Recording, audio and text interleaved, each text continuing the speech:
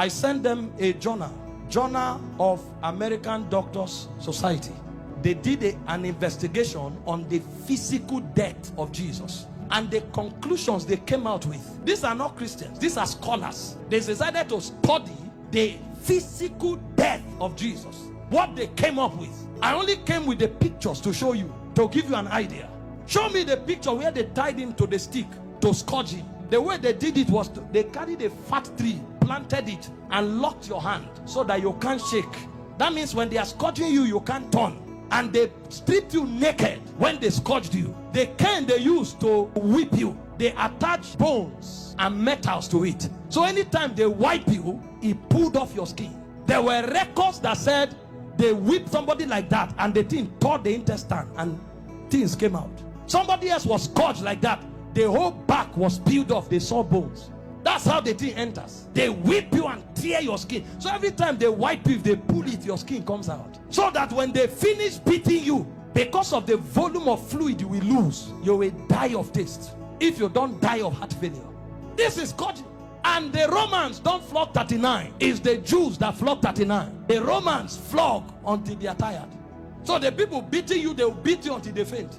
When they finish scourging you like this, if life remains in you, then mercy spoke for you. After they scourged him, they now took him trekking with the cross for close to 1 kilometer to Golgotha. He lost so much weight that short journey he fell 3 times. He couldn't walk, and nobody would give him anything to drink. Historian said when his face was wiped, blood stains crested the mark of his face on the handkerchief. Everywhere was bleeding. Can I show you the scripture that described this punishment? Isaiah 52 verse 14. When they finished beating Jesus, that alone would have been enough. See the way Isaiah 52 verse 14 described him after he was scourged. It said, just as many were appalled. You know the word appalled? A highest level irritation. When you saw him, you are like, what is this? You couldn't describe it. It said many were appalled at the sight of him. For so mad, you know the word mad? Disfigured. So disfigured was his appearance, like an object of horror. When he came out of the scourging, if you saw him, you thought he was an object of horror.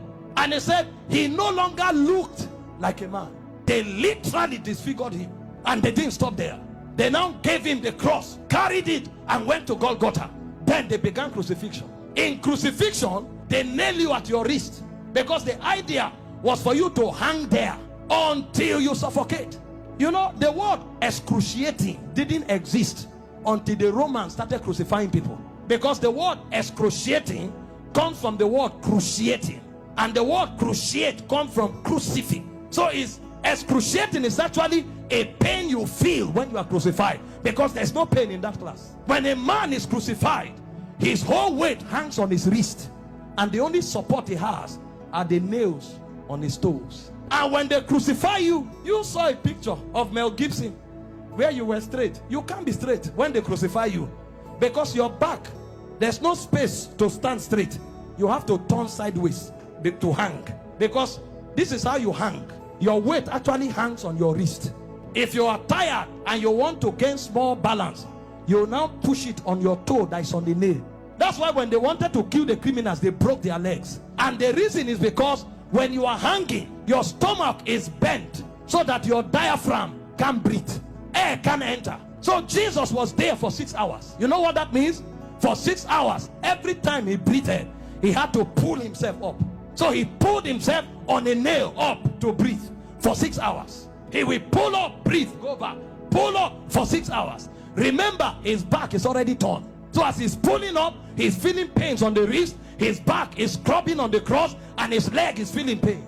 To breathe and go back. Every breath was death for you for 6 hours. And they were mocking him at the same time. So there was soulish torture, there was physical torture. As if that's not enough, he carried sin on him. So God was not connected to him at the time. God had to turn away. So there was spiritual torture, soulish torture, bodily torture. So much so that he cried, Eloi, Eloi, lama sabachthani, my God, why hast thou forsaken me? It's like a disconnection between your spirit and your soul. So the man was no longer alive. He died in the spirit before he died in the natural. The level of pain. We don't know what was done for us in 6 hours. And guess what? His mother was there. Can you stand naked before your mother? This is the man that the mother saw do wonders. How come? Imagine when he looked at their faces. See what you'll be interpreting. Some are saying, why? How come? Why can't you do anything today? Then the Jewish people were mocking. Physician, heal yourself. Fake prophet. I thought you said you had miracles. Why don't you come down? The thieves that were on the cross, one was mocking him. So from everywhere. Meanwhile, all the sicknesses on earth were on him on the cross. You have cancer, you say it's painful. He had cancer, diabetes, hepatitis, all that day at the zenith. Because he carried sickness, he carried sin, and he carried the reproach of God. You don't know the reproach of God until you go to hell. So for those 6 hours, he was in hellfire. Until a point came when the price was paid. He looked up and said, I'm thirsty. They gave him vinegar. He said, no, that's not what I'm looking for. I'm looking for the river that flows from the throne of God. I'm looking for that which satisfies indeed. When they didn't have it to offer, he said, it is finished. And he said, Father, unto you I commit my spirit. I commit. Because they couldn't kill him. They couldn't kill. No, you don't kill him. This commandment I've received from my Father. I have the power to lay down my life and to take it up. So he felt all those pains, keeping his life inside him. He had the choice to give up the ghost early. But if he gave up the ghost before the scourging, the sacrifice won't be complete. That's where it is more painful. He had the power to say, no, now I depart. But he kept his life and suffered the pain.